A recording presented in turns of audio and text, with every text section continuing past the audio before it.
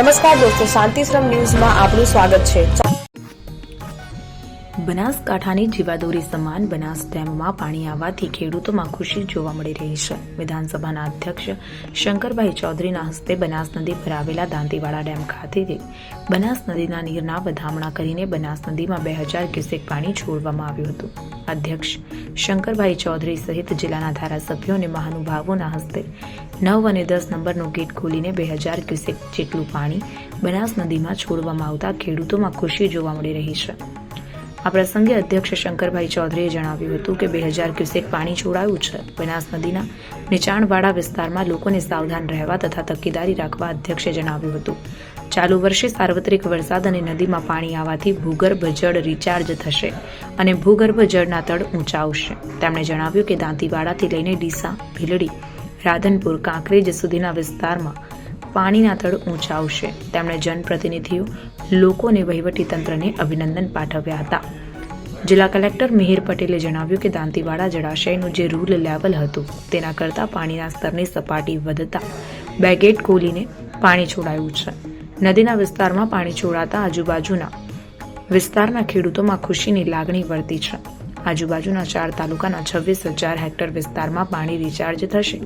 નદીના ખાડા અને નીચાણવાળા વિસ્તારમાં લોકોને ન જવાની અપીલ કરી હતી। દાંતીવાડા જળાશય યોજનાનું કુલ પૂર્ણ જળાશય સપાટી 604 ફૂટ છે। ઉપરવાસમાં સાર્વત્રિક વરસાદ નોંધાતા અત્યારે ડેમમાં 949 ક્યુસેક પાણીની આવક છે। અત્યારે ડેમમાં 13,263 મિલિયન ઘન ફૂટ પાણીનો સંગ્રહ થયો છે, જે તેની કેપેસિટીની 95% જેટલો ભરાવો છે।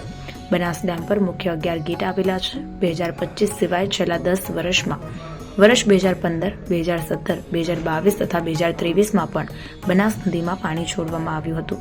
ઉલ્લેખનીય છે કે દાંતીવાડા જળાશય યોજનાથી બનાસકાંઠા અને પાટણ તાલુકાના 110 ગામના 45,823 હેક્ટર વિસ્તારને સિંચાઈનો લાભ મળે છે। ડેમમાંથી નહેર દ્વારા સિંચાઈ વર્ષ 1965માં શરૂ કરાઈ હતી।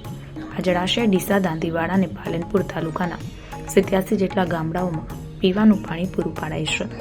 બનાસ નદી અરવલ્લીની પર્વતમાળામાં દક્ષિણ પશ્ચિમમાંથી રાજસ્થાન રાજ્યના શિહોરી જિલ્લામાં શરણેશ્વર મંદિર પાસેથી નીકળે છે। નદીની કુલ લંબાઈ 257.50 કિલોમીટર છે। દાંતીવાડા જળાશય બનાસકાંઠા જિલ્લાની સૌથી મોટી જળાશય યોજના છે। આ પ્રસંગે ડીસાના ધારાસભ્ય પ્રવીણભાઈ માળી, ધાનેરાના ધારાસભ્ય માવજીભાઈ દેસાઈ, પૂર્વ ધારાસભ્ય શશિકાંત પંડ્યા, ગોવાભાઈ દેસાઈ, સહકારી આગેવાનો, નાયબ કાર્યપાલક ઇજનેર હરેશ ચૌધરી અને ખેડૂતો ઉપસ્થિત રહ્યા હતા।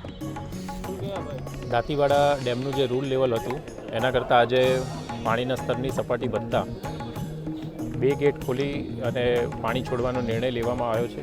ખાસ કરીને માન્ય વિધાનસભાના અધ્યક્ષશ્રી, માન્ય ધારાસભ્યશ્રીઓ અને આગેવાનોની અને ખેડૂતોની હાજરીમાં આ ગેટ ખોલતા આસપાસના જે વિસ્તારના લોકો છે તેમાં ખૂબ ખુશીની લાગણી વર્તી છે અને અંદાજિત 4 તાલુકાઓના 26,000 જેટલા હેક્ટર વિસ્તારમાં પાણી રિચાર્જ પણ થશે। ખાસ કરીને નીચાણવાળા જે વિસ્તારો છે અને નદીમાં ઘણી જગ્યાએ ખાડા પણ છે, આથી લોકોને સાવચેત રહેવા માટે પણ વિનંતી કરવામાં આવે છે।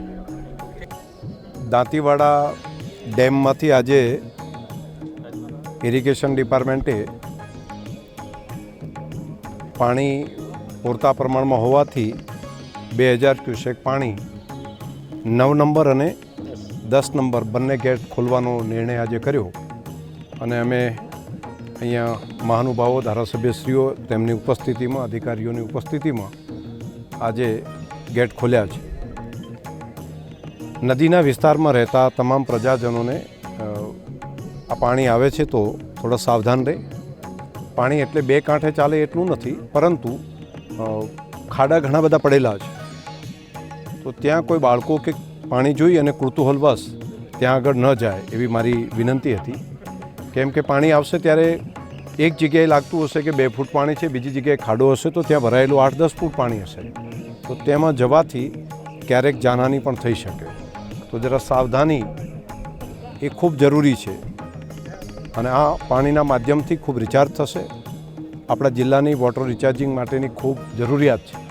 ડીસાથી કરી દાંતીવાડા અને ત્યાંથી છેક કાંકરેજ અને આગળનો છેક રાધનપુર સુધીનો વિસ્તાર, ભીલડી હોય, આ બધા વિસ્તારનું પાણી રિચાર્જ થવાને કારણે સમગ્ર બનાસકાંઠા જિલ્લામાં વોટર રિચાર્જિંગનું ખૂબ મોટું કામ થશે.